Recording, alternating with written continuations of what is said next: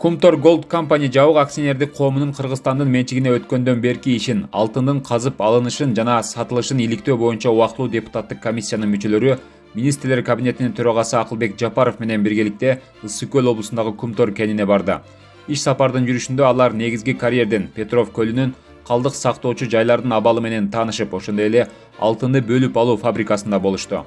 Эл өкүлдөрүнө ишканада жүргүзүлүп жаткан иштер, өндүрүштөгү абалды реалдуу убакыт режиминде көзөмөлдөөчү жана алтынды өндүрүүнүн технологиялык чынжырчасынан уурдоо жана алтынды кенден тышкары уруксатсыз алып чыгуу мүмкүнчүлүгүн жокко чыгарган коопсуздук жана көзөмөл системасы тууралуу маалымат берилди. Алтындын ар бир граммы көзөмөлдө деп белгиледи ишкананын жетекчилиги.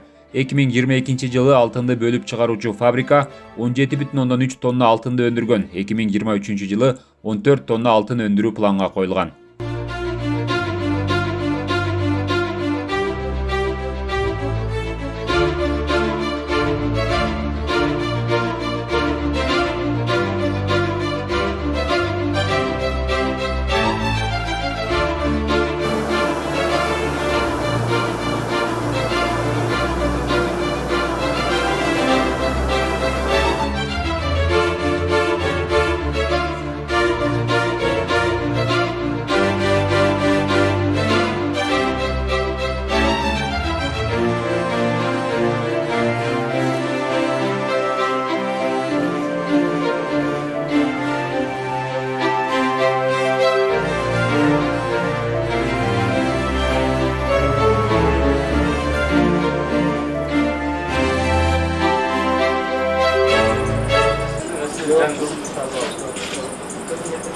Ошолордун баары тең, ошолордун баары ушул жерден испытание болду.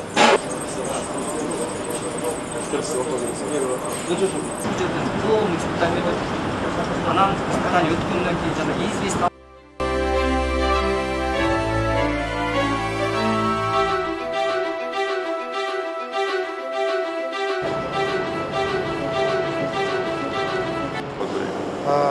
Жүргөндө 11 миң саат деп